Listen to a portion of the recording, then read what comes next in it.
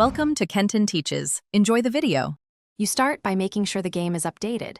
This avoids missing photo features. Once the console and controller are paired, boot the level where you want shots. Next, open the pause menu and look at the controller prompts. Why? Because the photo mode entry is usually shown there. Press the indicated button combination slowly and hold any secondary modifier if listed. If nothing appears, try a controller reconnect. Charging level and firmware can block special inputs. Once you trigger photo mode, you'll see camera controls on screen. Learn what each stick and trigger does. You can zoom and tilt to frame Astro precisely and adjust depth of field to blur the background for subject focus. This is why composition matters. Use the freeze or pause actor option to stop motion, then move the camera freely for better angles.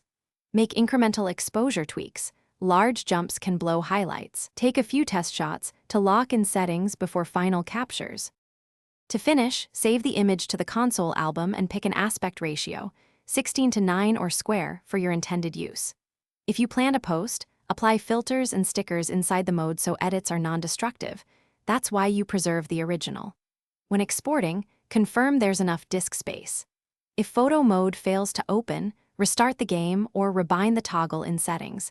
Controller firmware or conflicting shortcuts often block activation. One tip: try a different controller to isolate hardware issues. Thanks for watching. Please subscribe if this video was helpful.